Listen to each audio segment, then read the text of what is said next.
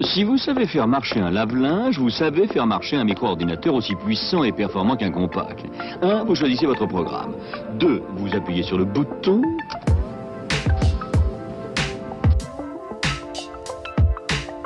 Et salut à tous, aujourd'hui on se retrouve pour continuer ma série de vidéos sur le hardware des consoles. La dernière fois j'avais fait les consoles de la décennie 2000, ça vous a énormément plu, donc on va continuer. Ce qui fera que après la Xbox première du nom, la PS3 ainsi que la Xbox 360, on passe à la PS4, PS4 Pro, Xbox One et Xbox One X. Mais ça, ce sera juste après la sponsor. Le sponsor de cette vidéo, maintenant vous commencez à les connaître sur la chaîne, il s'agit de Godil24. Vous venez d'acquérir un nouveau PC ou de vous monter un nouveau PC, malheureusement vous n'avez pas de système d'exploitation. Même si les BIOS sont très sympas de nos jours, eh bien c'est quand même mieux d'avoir un système d'exploitation pour pouvoir en profiter pleinement. Et Godil24, le partenaire de cette vidéo, vous propose par exemple des clés officielles Windows 10 ou même Windows 11 directement. En plus de ça, grâce au partenariat, vous pouvez avoir 50% de réduction avec le code ALD50. Et si c'est le pack office qui vous intéresse, vous aurez droit à une réduction un peu plus conséquente avec ALD62 et c'est 62% de réduction. Si vous avez besoin des deux, eh bien il existe des bundles Windows plus le pack office, le tout avec la réduction ALD62. Pour procéder, c'est très simple. Par exemple pour Windows 11, il vous suffit d'ajouter la version qui vous intéresse au panier. Une fois que c'est fait, vous allez directement dans le panier. Dans l'onglet prévu à cet effet, vous ajoutez le code de réduction ALD50 pour Windows. Vous cliquez sur utiliser le coupon et vous pouvez voir que le prix a baissé en passant de 26,50 € à seulement 13,25 €. Ensuite, vous procédez aux différentes étapes du paiement jusqu'à choisir la méthode de paiement, par exemple les paiements sécurisés avec PayPal. Vous recevrez très rapidement la clé Windows dans votre boîte mail, donc surveillez bien les spams si vous ne voyez pas le mail arriver. De toute manière, en cas de pépin, Godil24 s'engage à vous rembourser à 100% via le service après-vente disponible 24 h sur 24, 7 jours sur 7. Merci à Godil de sponsoriser cette vidéo et merci à vous si vous faites des achats via Godil24, car indirectement, ça vous permet de soutenir la chaîne. Comme je l'ai dit juste avant, visiblement ma précédente vidéo vous a énormément plu et je vous en remercie, j'ai eu que des retours positifs. En plus de ça, j'étais un petit peu inquiet de retrouver ce que j'avais eu sur TikTok, à savoir des gens qui entraient un petit peu dans la guéguerre des consoles entre elles ou encore des consoles versus le PC. Oui mais le PC c'est trop cher etc et tout, j'avais pas du tout envie de tomber là-dedans et vraiment vous avez joué le jeu, donc encore une fois merci. Et surtout ça montre que la communauté YouTube elle est vraiment au-dessus et ça me conforte dans le choix d'avoir arrêté TikTok. On continue donc la série avec la décennie 2010. Désolé pour les fans de Nintendo, il y en a quelques-uns qui m'ont dit que je parlais pas des consoles Nintendo. Et bien dans cette vidéo je n'en parlerai pas encore une fois, je rattraperai le coup en faisant une vidéo dédiée aux consoles de Nintendo, voire d'autres dont je n'ai pas parlé. D'ailleurs pour ce mois-ci, navré pour ceux qui aiment quand je parle de PC, mais je parlerai uniquement de consoles. Vous le savez actuellement pour moi c'est un peu compliqué de vous présenter des tests de composants rétro ou encore de PC complet rétro. J'essaie de le faire avec des machines qui prennent pas trop de place, mais pour l'instant j'ai épuisé un petit peu tout ce que je pouvais faire. Donc on va continuer cette série là ce mois-ci. Je vais peut-être faire une vidéo sur un jeu ou sur la thématique du jeu vidéo, on va voir. Bref, on attaque la thématique de cette vidéo avec le processeur de la PS4 et de la Xbox One. J'ai présenté les deux en même temps tout simplement parce que les deux processeurs sont vraiment très proches, ou du moins la partie processeur parce qu'on va parler d'APU dans cette vidéo.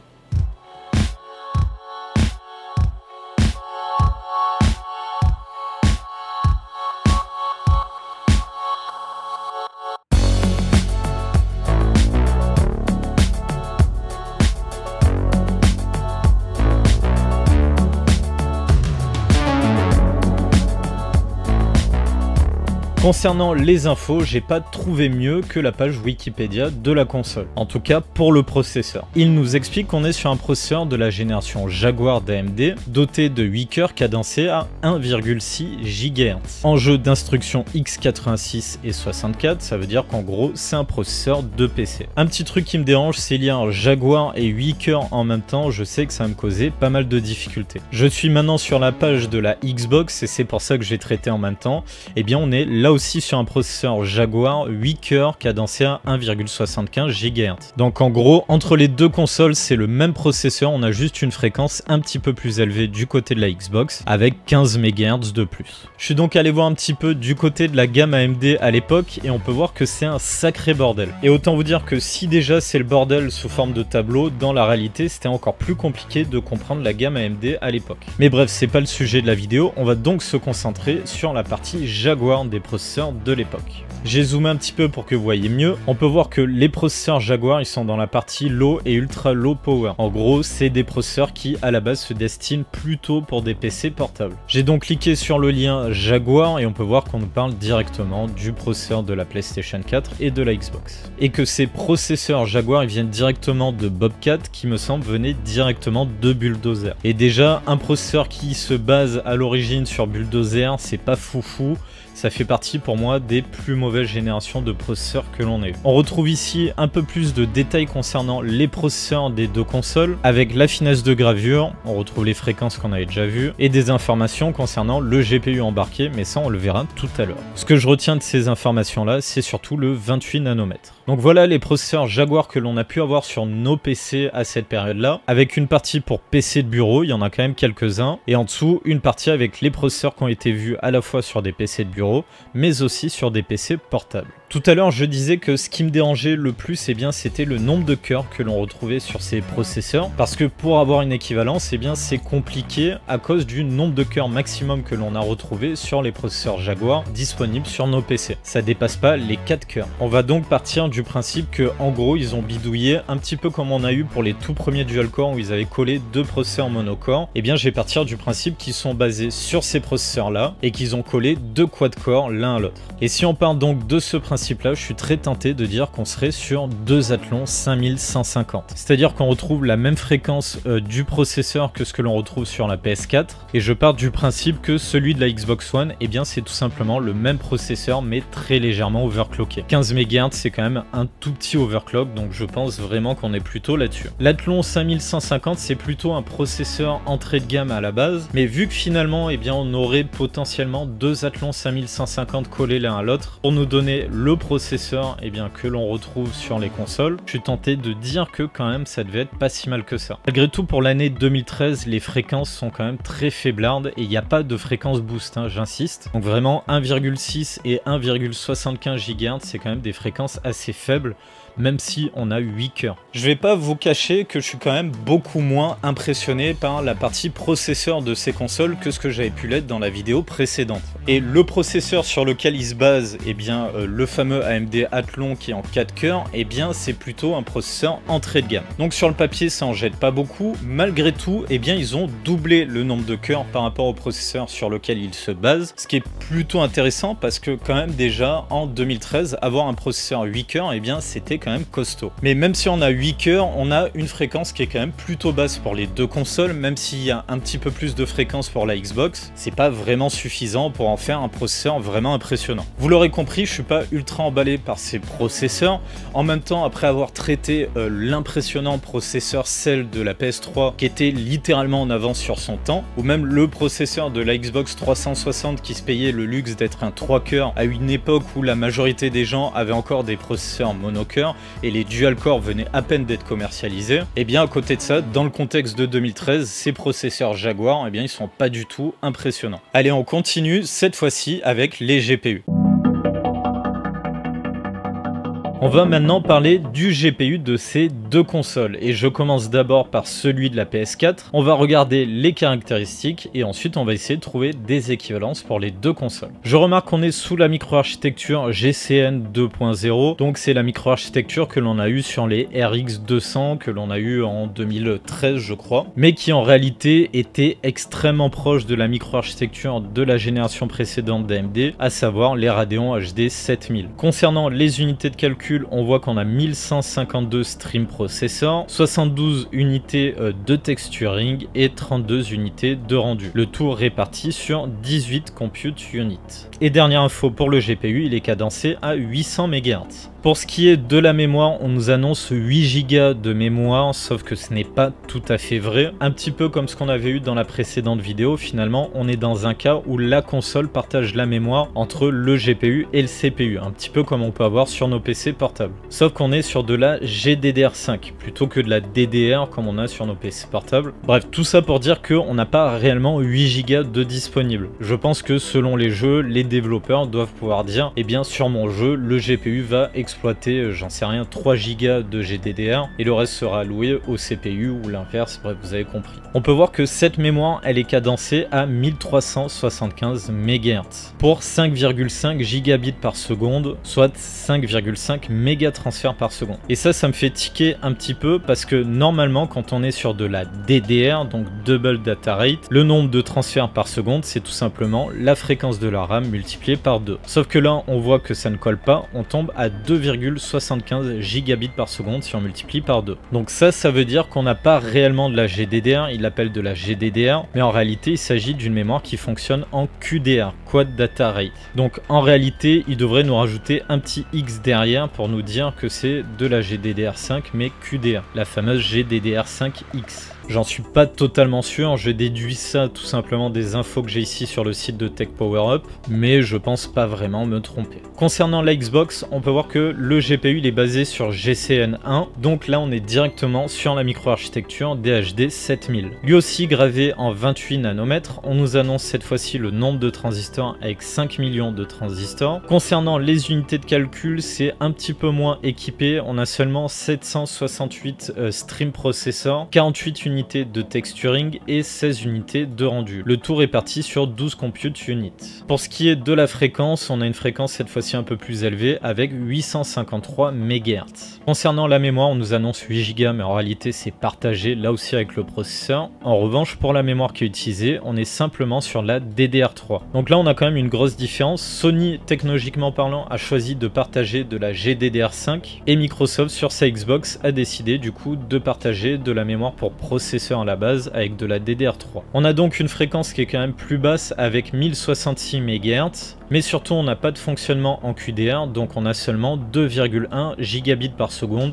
ou méga transfert par seconde pour ceux qui préfèrent. Et par rapport à ce que je disais tout à l'heure pour la PS4, là vous le voyez, eh bien ça correspond. 1066 si on le multiplie par 2, en arrondissant, on tombe bien à 2,1 gigabits par seconde. On va donc maintenant chercher des équivalences. En revanche, pour la PS4, je vais tricher un petit peu, mais c'est pas tout à fait une triche, parce que sur GCN2, eh bien, il n'y a rien qui correspond au niveau des unités de calcul, c'est-à-dire que ça s'en rapproche même pas, il y a beaucoup d'écarts, ceux qui s'en rapprochent le plus, ils ont seulement 800 unités de calcul. Ça fait quand même beaucoup d'écarts, et on a une micro-architecture qui est littéralement copiée sur GCN1, donc j'ai décidé de prendre GCN1 pour comparer les deux consoles. Je suis donc allé directement voir du côté des Radeon HD 7000, avec en premier la 7970 que je vous montrerai pas, et la 7950 qui s'en rapproche un peu plus.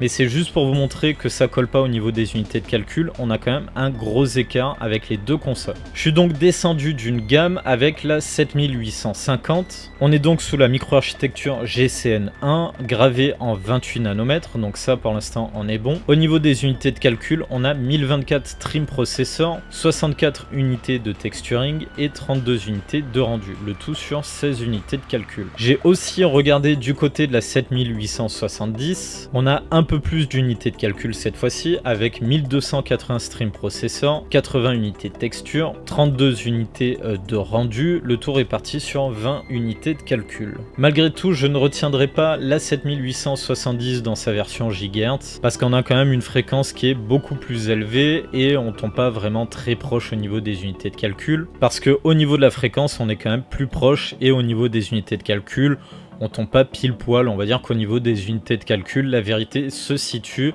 entre la 7850 et la 7870. En revanche, ce qui est intéressant, c'est qu'au niveau de la mémoire, on retrouve la même mémoire GDDR5 qui fonctionne du coup en QDR. On a une fréquence légèrement plus basse qui fait qu'au niveau de nombre de méga transferts, on est un petit peu en dessous. Malgré tout, on voit bien que 4,8 c'est bien 1200 x 4. Donc là-dessus, on s'en rapproche pas mal. Donc pour la PS4, je miserai sur une HD 7850 avec un petit peu plus d'unités de calcul. On ne tombe pas pile poil, mais on n'est pas si loin que ça. Concernant la Xbox, eh bien je me suis fixé sur la Radeon R7 260. Là encore une fois, je triche un petit peu, on est sur GCN 2, mais GCN 2 étant directement tiré de GCN 1, on va dire qu'on est à peu près sur la même chose. Je sais, je triche encore un peu, mais on n'a pas vraiment d'équivalence pile poil, donc je suis obligé un petit peu de tirer ça comme je le peux. Pourquoi je me base sur cette carte là du coup? Eh bien parce qu'au niveau des unités de calcul, on colle pile poil. 768 stream processor, 48 unités de texturing et 16 unités de rendu, le tout réparti en 12 unités de calcul. Je vous remets la Xbox et regardez ça, c'est parfaitement identique. Concernant la fréquence, malgré tout, la R7 260 a une plus grosse fréquence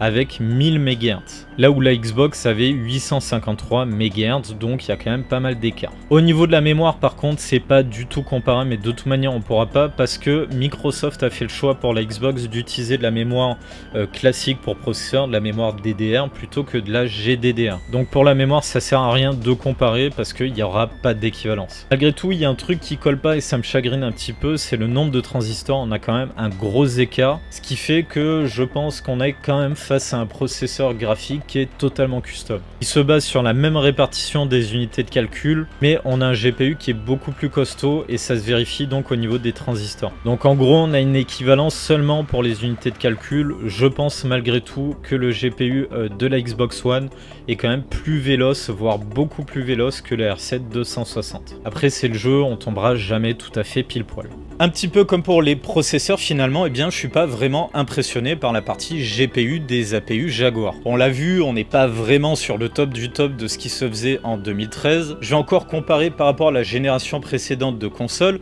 ce que j'ai traité dans la précédente vidéo. Même si on n'avait pas toujours des GPU qui étaient ultra innovants, à minima ils se basaient sur les cartes graphiques plutôt haut de gamme de leur époque. Et bien cette fois-ci, que ce soit pour la PS4 ou la Xbox, on est plutôt loin de ce qui était le top du top en 2013. Je pense qu'ils avaient tout simplement envie de se diriger vers une partie graphique qui leur coûtait pas trop cher à produire, mais qui était malgré tout suffisante pour faire ce dont ils avaient besoin avec ces consoles. Il n'empêche qu'avec le recul, ces GPU ont été particulièrement bien exploités. Et je pense que c'est fortement lié à l'excellente micro-architecture qui a été GCN, peut-être une des meilleures qu'a produit AMD, que l'on nous avait proposé pour la première fois sur les HD 7000, qui ont eu elles aussi une extrêmement longue longévité. Et c'est sur cette base qu'ils ont produit ces GPU, donc forcément eh bien, on a eu là aussi une très bonne longévité. Allez, on continue la vidéo avec l'édition Pro de la PS4 et l'édition X de la Xbox One.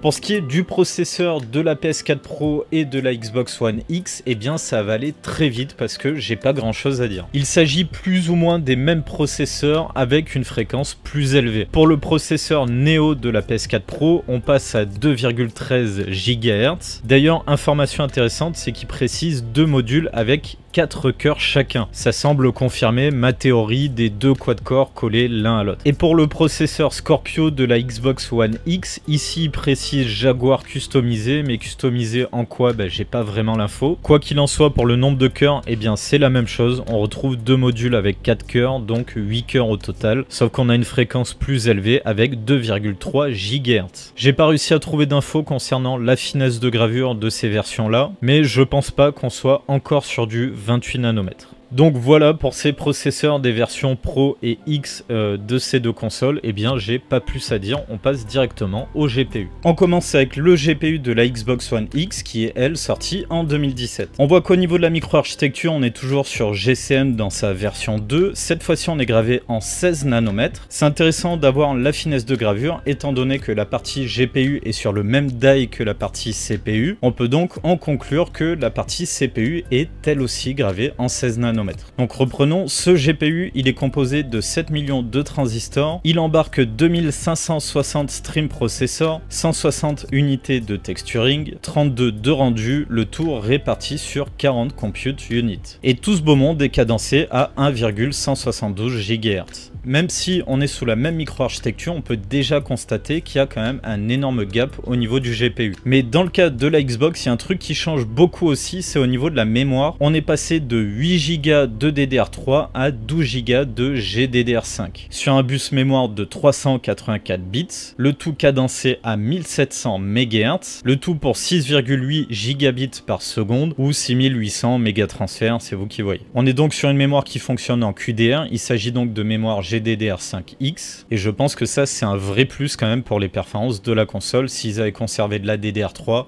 je pense que la Xbox One X s'en sortirait pas aussi bien. Et concernant son équivalence, eh bien pour moi on est tout bonnement sur une Radeon R9 390. On tombe pas pile poil, mais vous allez voir, on se rapproche quand même énormément. On est là aussi sous la microarchitecture GCN2, en revanche on est gravé en 28 nanomètres. Pour la quantité de transistors, on en a quand même moins, mais on s'en rapproche pas mal. D'ailleurs je profite pour corriger un truc que je dis depuis le début, je pense pas que ça soit 6,200 millions de transistors, mais plutôt 6 milliards 200 millions. Donc pour les fois où j'ai fait cette erreur là, eh bien on va dire que je corrige ça. Bref, revenons-en aux caractéristiques de cette carte graphique. On peut voir qu'au niveau des unités de calcul, eh bien on est quasiment à l'identique. On retrouve les 2560 stream processors, les 160 unités de texturing. En revanche, on a le double d'unités de rendu, au lieu d'avoir 32, on en a 64. Et encore une fois, le tout réparti sur 40 compute units. Pour ce qui est de la fréquence, on a un GPU qui est cadencé à 1 GHz tout pile, là où le GPU de la Xbox One X est à 1172 MHz. Concernant la mémoire, on retrouve le même type de mémoire GDDR5X, en revanche on a un bus mémoire un petit peu plus large. Donc vous l'avez vu, et bien finalement on est quand même extrêmement proche de la Radeon R9 390. On passe maintenant au GPU de la PlayStation 4 Pro. On est toujours du côté d'AMD avec GCN2, là aussi gravé en 16 nanomètres, donc la même gravure que pour la Xbox. Donc là aussi, je pense que la partie CPU est gravée en 16 nanomètres. Bref, continuons. Ce GPU, il embarque 2304 stream processors, 144 unités de texturing, 32 unités de rendu, le tout réparti sur 36 unités de calcul. L'ensemble étant cadencé à 911 MHz. Pour ce qui est de la mémoire, on garde un total de 8 Go de mémoire partagée, donc en GDDR5, toujours la PS4 de base étant déjà en GDDR5. En revanche, la fréquence passe à 1700 MHz, on avait je crois 1300 sur la PS4 de base. On a donc un boost au niveau de la mémoire. Ça va être plus dur de trouver une équivalence parce que au niveau des unités de calcul, déjà je sais que je vais pas tomber sur quelque chose qui colle autant que ce que j'ai eu avec la Xbox One X. Malgré tout, on va quand même essayer de se rapprocher. Et j'estime que celle qui se rapproche le plus finalement, eh bien c'est la Radeon R9 290. Il faut savoir que la 390 que j'ai estimé être à peu près équivalente au GPU de la Xbox One X est finalement une 290 rebadgée. On retrouve donc la même finesse de gravure, la même répartition des unités de calcul et le même nombre de transistors. Du coup, pourquoi je vous présente pas bien là aussi la 390 comme étant la plus proche? Eh bien ça va tout simplement se jouer au niveau de la fréquence.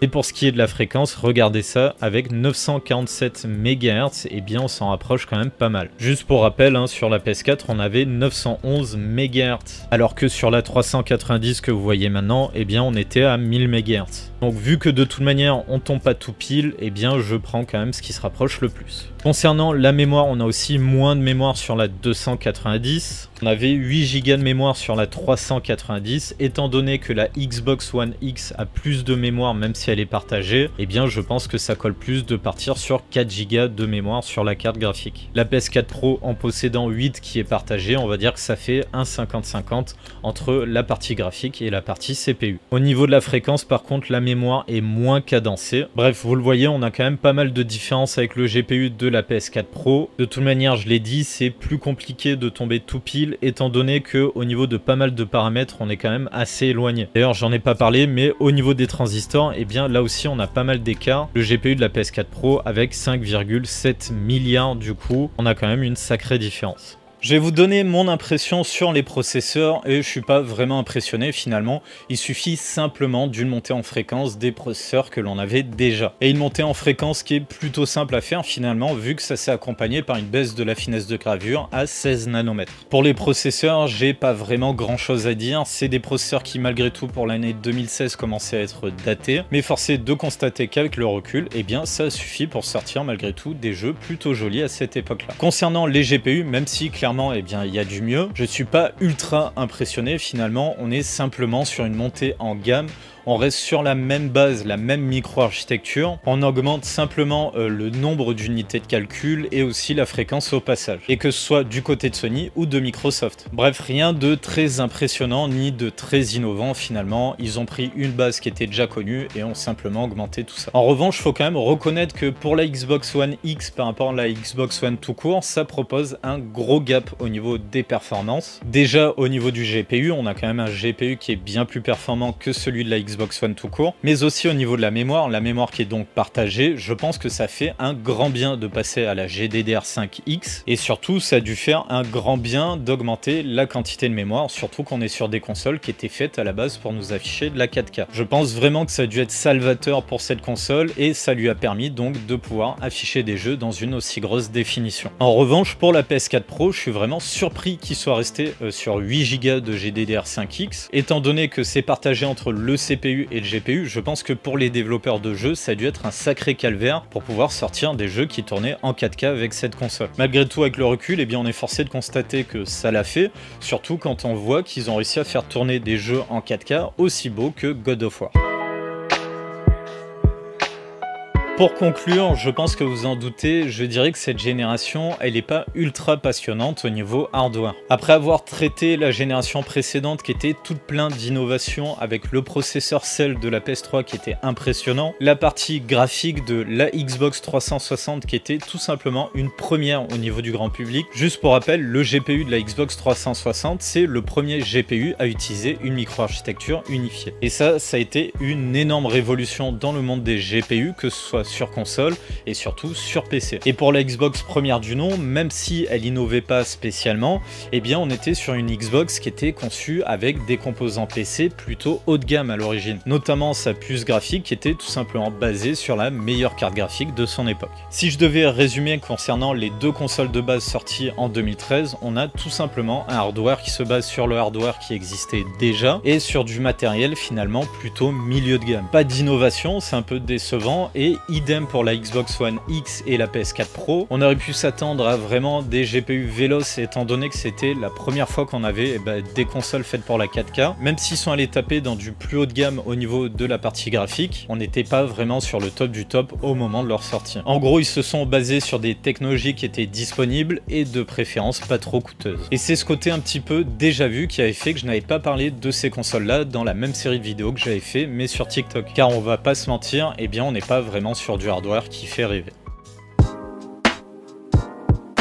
Allez, on arrive à la fin de cette vidéo, j'espère qu'elle vous aura plu. Si c'est le cas, eh bien comme d'habitude, n'oubliez pas de mettre le pouce en l'air ou encore de vous abonner si vous ne l'avez pas déjà fait. Dans la description, vous trouverez le lien Linktree vers les réseaux sociaux, la boîte mail, le Discord, tout ça, donc n'hésitez pas à aller jeter un coup d'œil. Pour ceux que ça intéresse, vous trouverez aussi les liens vers le sponsor de la vidéo Godil24, mais aussi un lien vers le site overclockingpc.eu, qui est un forum dédié au hardware plutôt actif, et en plus de ça, ils soutiennent la chaîne, donc n'hésitez pas à aller les soutenir eux aussi. Allez, on arrive à la fin, on se retrouve dans la prochaine vidéo, donc en attendant, prenez soin de vous.